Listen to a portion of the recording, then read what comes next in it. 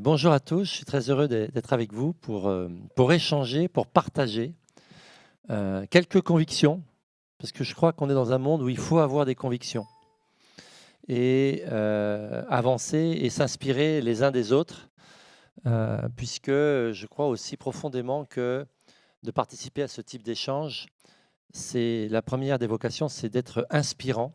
Je ne crois pas au modèle où on recopie exactement pareil d'une boîte à l'autre. Et d'ailleurs, qu'est-ce que ça serait triste. Beaucoup de choses que je vais vous raconter ne sont ni plus ni moins que des petites choses qu'on a pu capter à la DRH de la Française des Jeux, qui nous a permis de construire un projet digital et d'avancer.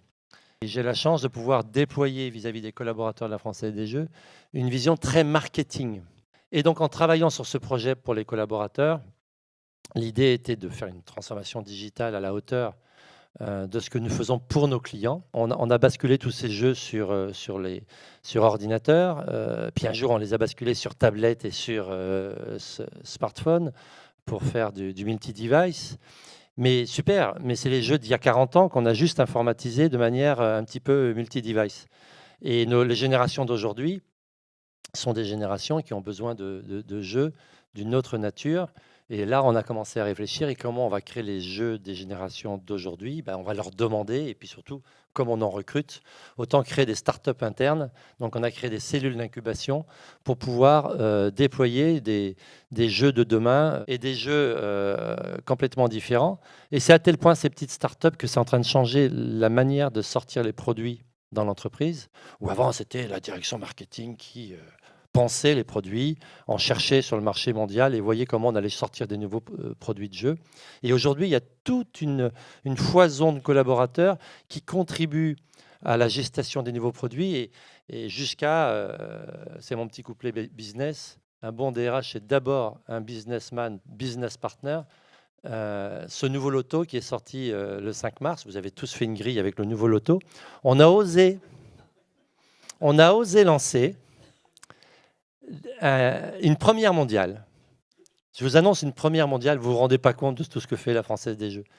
C'est la première société mondiale qui lance un loto avec des émoticônes, les petits smileys. Tout ça pour dire que c'est d'abord le business digital de l'entreprise et parallèlement le business digital des collaborateurs. Comment voulez-vous que mes collaborateurs Français des Jeux inventent ces jeux pour mes clients si je les gère comme on gérait dans les entreprises il y a 50 ans. L'ARH a longtemps été le parent pauvre des outils informatiques. On arrive bien longtemps après tous les autres parce qu'on a été moins bien servi que les autres. Mais on commence à avoir quelques outils à peu près corrects, mais encore faut-il les développer.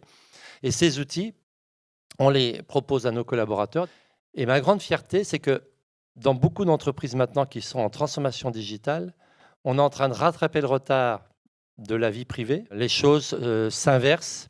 Et si je prends un exemple parmi toutes les choses qui vous sont projetées à l'écran, la mise en place du coffre-fort numérique et du bulletin de salaire numérique, c'est beaucoup plus important que simplement numériser un bulletin de salaire. Ce qui est super important quand on déploie le bulletin de salaire numérique dans vos collaborateurs, c'est que d'abord, vous leur offrez à vie un coffre-fort numérique. À vie. Que pour le collaborateur, c'est gratuit. Et chaque mois, l'entreprise va aller mettre dans son coffre-fort son bulletin de salaire. Passage, quand on a lancé ça à la Française des Jeux, on a bénéficié de la loi El Khomri qui a inversé la manière avec laquelle on peut mettre en place le bulletin de salaire numérique. Nous, on a démarré en novembre dernier et dès le premier mois, on a eu 88% de collaborateurs qui ont opté pour le numérique et sur les 12% qui n'avaient pas encore opté, seuls 6 ont opté pour le bulletin de salaire papier. Mais ce que je trouve machiavélique, c'est que pour opter pour le bulletin de salaire papier, il fallait quand même rentrer dans le coffre-fort numérique, il fallait quand même faire un acte digital, il fallait quand même cliquer sur le mulot pour dire « moi, j'en veux pas de ton numérique ». Et j'avais quand même réussi à numériser mon collaborateur pour qu'il refuse le numérique, pour 6% d'entre eux. Parce que la loi El Khomri te permet maintenant de rendre a priori obligatoire le numérique et par défaut, le collaborateur peut y renoncer. Mais je voulais aller plus loin. Un coffre-fort numérique, vous digitalisez la vie privée du collaborateur. Et là, l'entreprise apporte un service.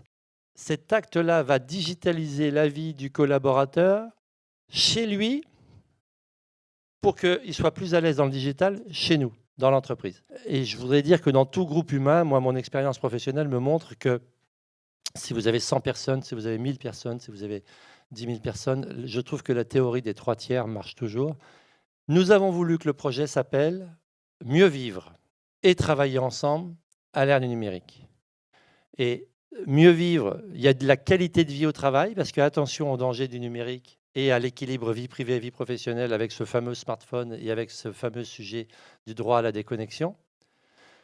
Et travailler, je voudrais juste rappeler qu'on n'est juste pas là pour enfiler des perles, on est là pour produire, on est là pour délivrer de la performance. Ce n'est pas un gentil club de vacances, on est là pour renouveler cette performance dans la durée. Plus vous faites du numérique, plus vous devez développer de la relation humaine. Mais moi, je soutiens que plus on avance dans l'ère du numérique, plus on avance dans des collaborateurs qui en savent plus que leur chef sur plein de sujets, plus vous devez développer la posture coach. Un coach, c'est un questionneur qui fait des questions 360 degrés et qui accompagne cette personne jusqu'à ce que cette personne trouve elle-même la solution à son problème. Et la réponse, c'est que non seulement elle a trouvé la solution, mais elle est directement alignée et motivée pour la mettre en œuvre parce qu'elle vient d'elle, cette solution. Et je trouve qu'il y a un vrai parallèle avec le management à l'ère du numérique qui doit passer du command control. Je te demande de faire ça et je vérifie que tu l'as fait. Moi, je pense que ça fait des années que beaucoup de managers font plus ça, mais il y en avait encore qui fonctionnaient comme ça. À le manager qui dit « on veut aller à tel endroit, voici les moyens à disposition pour y aller, quels seraient les bords à tirer pour y arriver et pour y aller ?» On déploie des outils numériques pour nos collaborateurs, avec un smartphone pour tous les collaborateurs. On a la chance d'avoir une présidente qui a accepté de doter les 2000 collaborateurs du groupe d'un smartphone qui devient un outil de relation avec son entreprise, mais un outil de travail moderne. Et donc, plus vous développez ce type d'outils, plus vous accompagnez par de la relation humaine, donc de la coopération, donc du collaboratif. Et c'est un très bon moyen d'avancer. Et donc, on a négocié le droit à la déconnexion, le chapitre 1, parce que ce mieux vivre et travailler ensemble à l'ère du numérique. Le droit à la déconnexion s'appelle le chapitre 1 et on l'a négocié sous une nouvelle forme. Et dans cet accord, il y aura un chapitre sur, autrefois on appelait ça le droit syndical, donc ça sera le dialogue social connecté, c'est comment on enrichit la qualité du dialogue social de l'entreprise à l'ère du numérique. Et puis on y mettra notre formation managériale, on y mettra un certain nombre d'autres outils qu'on va déployer. Et c'est un accord à tiroir que nous sommes en train de construire, parce que je suis convaincu qu'il y a ce que je pressens aujourd'hui, mais d'ici 6 mois, 1 an, 2 ans, il y aura de nouveaux sujets qui vont venir et que je vais avoir envie de traiter dans cet accord, mieux vivre et travailler ensemble à l'ère du numérique. Je vous remercie.